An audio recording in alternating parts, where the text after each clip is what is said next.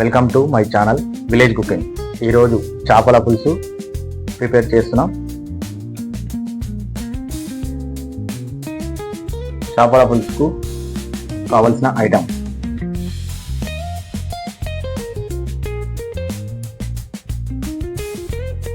ఈ విధంగా చేపలను మంచిగా ఫ్రెష్ చేసుకొని పెట్టుకోవాలి. ఫస్ట్ చేపలు కడుక్కున్నాం కదా, ఇప్పుడు ఒక స్పూన్ ఆయిల్ వేసుకున్నాం.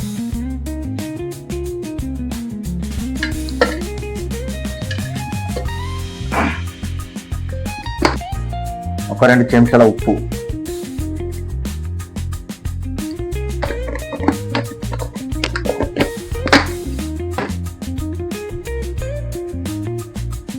ఒక చెంచా పసుపు,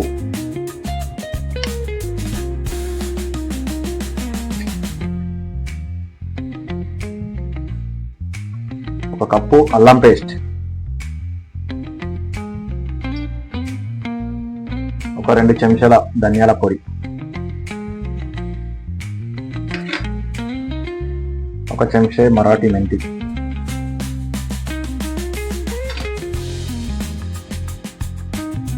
ఒక కప్పు కారం,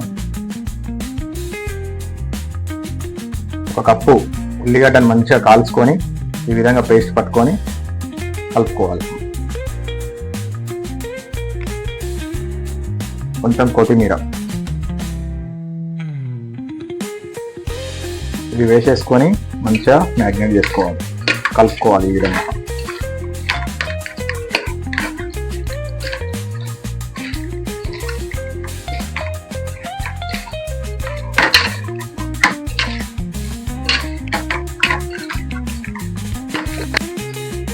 విధంగా మంచిగా కలుపుకొని ఒక 20 నిమిషాలు పక్కకు పెట్టుకుందాం.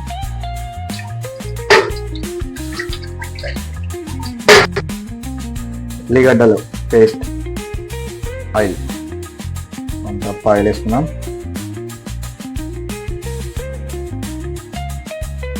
ఒక చెంచా సాజీరా,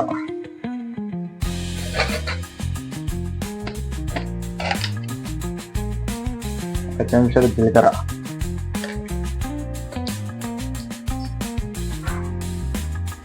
మనం ఇందాక కట్ చేసి పెట్టుకున్న మిర్చి, ఇందాక కట్ చేసి పెట్టుకున్న ఉల్లిగడ్డ,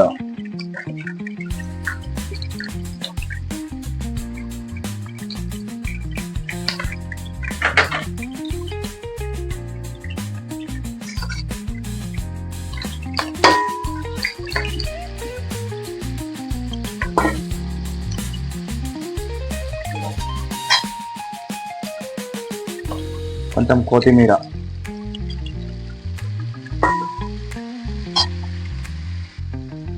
ఒక చెంచా ఉప్పు,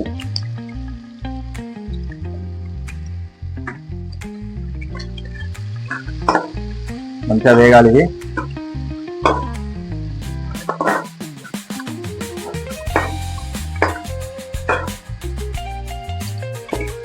మాడనియద్దు, మంచిగా గోలాలి. మిర్చి ఉల్లిగడ్డ బ్రౌన్ కలర్ రావాలి. ఉల్లిగడ్డ మంచిగా బ్రౌన్ కలర్ వచ్చేదాకా వేయాలి, మాడుకోనియద్దు.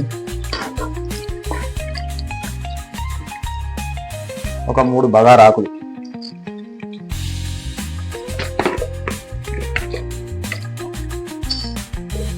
కొంచెం బండ పువ్వు,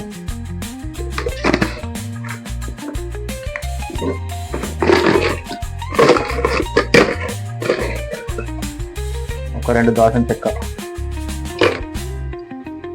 ఈ విధంగా మంచిగా గోలాలి.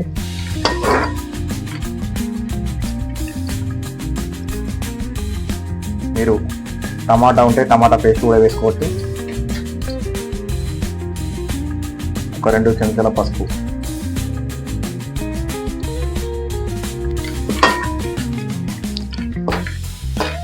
మంచిగా కలర్ వస్తుంది. పసుపు వేసుకోవాలి. 1/2 కప్పు అల్లం పేస్ట్, ఎందుకంటే మనం అలా కలుపుకున్నాం కాబట్టి ఇలా తక్కువ వేసుకున్నాం.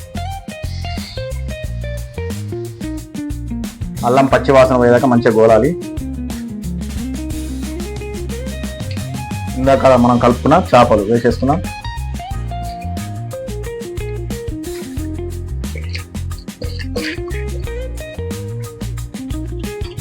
ఇలా నెమ్మదిగా కలుపుకోవాలి.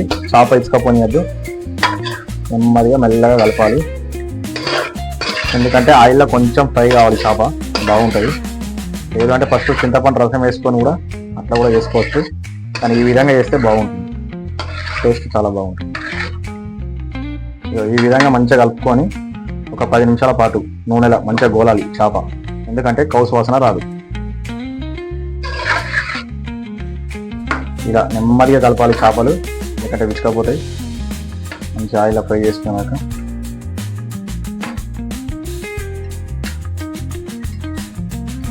మూత పెట్టేసుకున్నాం 10 నిమిషాలు. ఒకసారి మూత తీసుకున్నాం.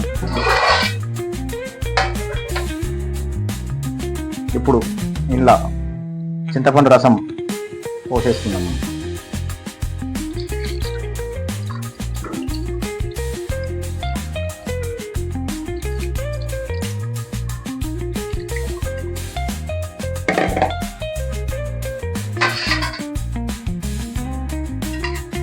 ఈ విధంగా నెమ్మదిగా కలుపుకోవాలి.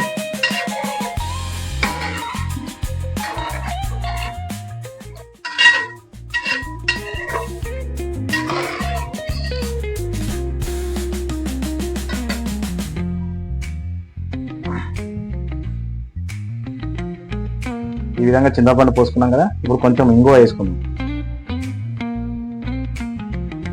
కొంచెం మసలే ముందు కొద్దిగా మరాఠీ మెంతి వేసుకుందాం.